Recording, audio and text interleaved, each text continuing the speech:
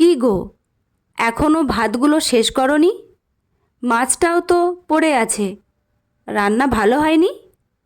স্নান সেরে এসে মাথায় গামছাটা জড়াতে জড়াতে খুব শান্ত স্বরে জিজ্ঞেস করলো অনু। সাথে সাথে পাশ থেকে চিনি বলে উঠল, মা দেখো না, দিদুনকে এই মাছটা দিলাম বলে রেগে গেছে। তুমি তো এই দুটো মাছই আমাকে আর দিদুনকে খেতে বললে, তাই না? অনু মাথা নেড়ে বলল, হুম। পেটি দুটো তোদের দুজনেরই জন্য রেখেছি।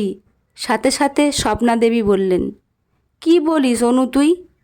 জামাই খাবে, দাদু ভাই খাবে, ওদের না দিয়ে আমি পেটি খেয়ে নেব? তাও আবার এত বড় মাছ? আমি পারবো না। অনু দেখল স্বপ্না দেবী ঘোলা চোখে দেখছেন মেয়ের দিকে। কি চেহারা হয়েছে মানুষটার! হাড়গুলোই শুধু শরীরে আছে, আর ওপর থেকে চামড়ার একটা প্রলেপ থাকতে হয়, তাই আছে। মুখটা দেখে মায়া হলো অনুর। এবার একটু ধমকের প্রয়োজন। রেগে বলল, তুমি খাবে নাকি আমি খাইয়ে দেব? আমার কিন্তু এখনও পুজো দেয়া বাকি আছে, খুব খিদেও পেয়েছে আমার। মেয়ের কথা শুনে স্বপ্না দেবী ভাতগুলো আবার নাড়াচাড়া করতে লাগলেন। চিনির ততক্ষণে খাওয়া হয়ে গেছে, এঁটো হাতে বসেই মোবাইল দেখছে। অনু কলে ঠাকুরের জলটা নিতে গিয়ে দেখল স্বপ্না দেবী খাওয়ার থেকে ভাবছে বেশি। অনু দাঁড়িয়ে বলল, মা অত ভেবো না, খেয়ে নাও। এটা ইলিশ মাছের সময় নয়, তাও তোমার জন্য খুঁজে তোমার জামাই এনেছে, শুধু তুমি ভালো খাও বলে। এবার তুমি না খেলে ওর ভালো লাগবে? স্বপ্না দেবী বললেন, ছেলে মানুষ, ওরা ওইটুকু মাছ দিয়ে ভাত খেতে পারে? আমাদের বরং ওগুলো দিতিস।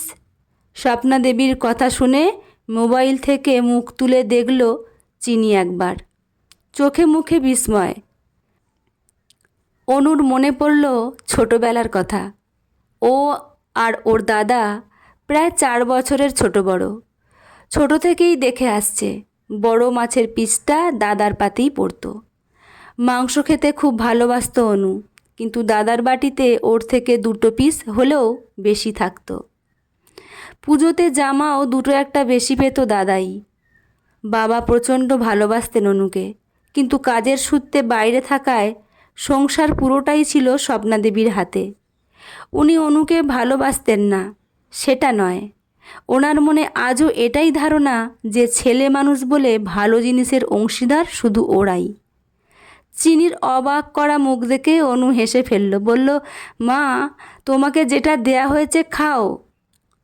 সানি আর ওর বাবা দুজনেই রাতে খাবে, রুটির সাথে তরকারি পছন্দ করে ওরা। সানি আমার আবার চিকেন হলে আর কিছু লাগে না। আমি ওটাই করব আজ ওর জন্য, মাছটাও থাকবে ওদের জন্য। তাও তুমি দেখো সানি মাছ নিয়ে কেমন নাটক করে, ভেঙে আগে বোনের মুখে দেবে, তারপর নিজে খাবে। আর আমাদের বাড়িতে সব সমান ভাগে হয়। আজ পেটি তোমরা পেলে, পরের দিন মাছ আসলে আগে আমি, আমার ছেলে আর বর খাবো, তারপর তুমি আর চিনি পাবে, বলে হেসে বেরিয়ে গেল অনু ঠাকুর ঘরে।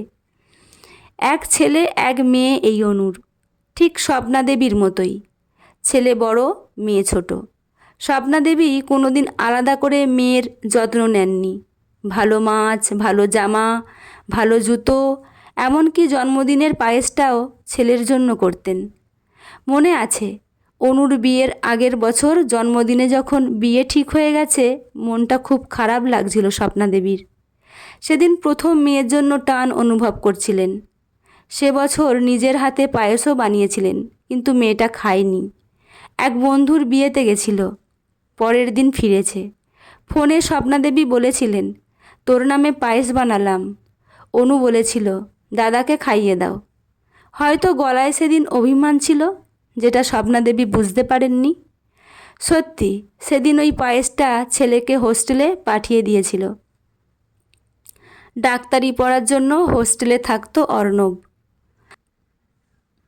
আজ মস্ত ডাক্তার হয়েছে স্বপ্না দেবীর ছেলে। কত ধুমধাম করে বিয়ে দিয়েছেন।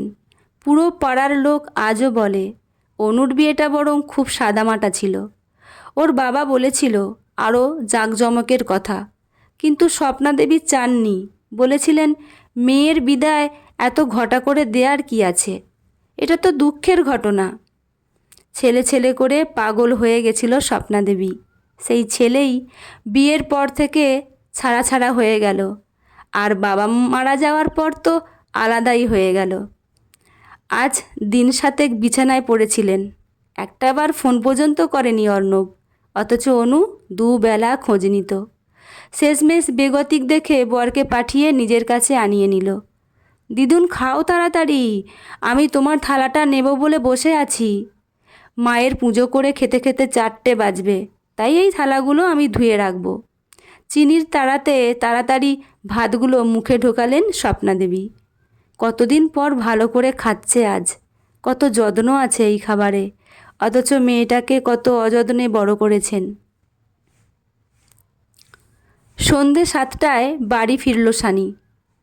ও কলেজে পড়ে ফার্স্ট ইয়ার, আর চিনির ক্লাস 10। কলেজ করে টিউশন পড়ে এই সময় বাড়ি ফেরে ও। এসেই দিদুনকে দেখে প্রণাম করল।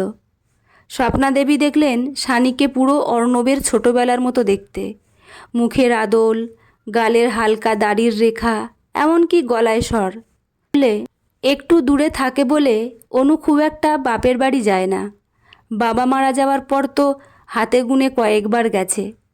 ফোনে খোঁজ রাখে ঠিকই, কিন্তু সেটা নিয়ম রাখতে। মনের টান মায়ের প্রতি কখনোই তৈরি হয়নি। তার জন্য স্বপ্নাদেবী দায়ী, ওনারই একচোখামির ফল। তাই নাতি নাতনিগুলোকে বড় হওয়ার পর এই দেখছে স্বপ্নাদেবী।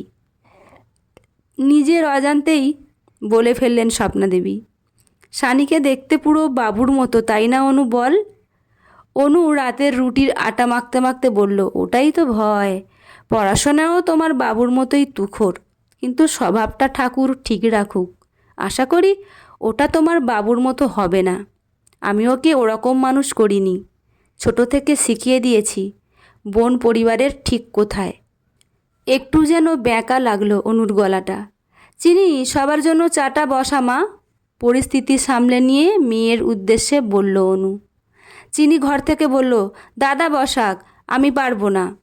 সানি নিজের ঘর থেকে বলল, পারবো না রে। সঙ্গে সঙ্গে অনু বলল, আজ তুমি বানাবে, দাদা এইমাত্র কলেজ থেকে আসলো, দাদা বাড়িতে থাকলে এটা দাদারই দায়িত্বে থাকে।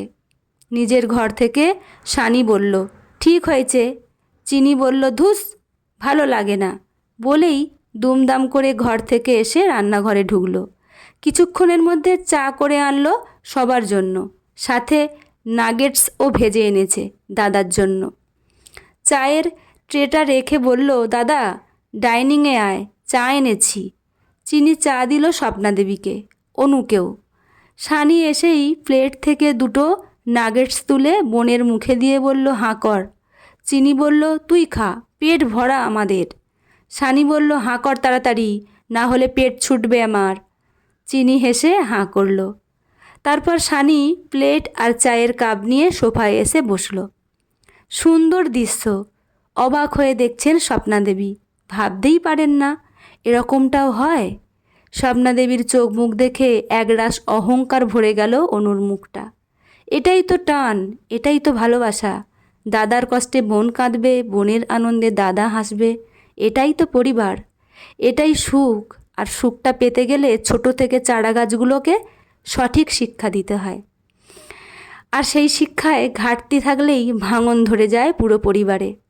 বাইরে থেকে যারা আসে, বিয়ে হয়ে তারা শুধু শুধু দোষের ভাগিদার হয়। অনু দেখল স্বপ্নাদেবী করুণ মুখে দেখছে ভাই বোনের খুনসুটি। হয়তো অনুদের ছোটোবেলাটা মনে পড়ছে, হয়তো বা আরেকবার ধরার চেষ্টা করছে শুধরে নেবে বলে। গল্পটি এখানেই সমাপ্ত। গল্পটি কেমন লাগলো জানাতে ভুলবেন না। লেখা অনিন্দিতা মুখার্জি, পাঠে আমি রিমি। দেখা হচ্ছে পরের গল্পে। ধন্যবাদ।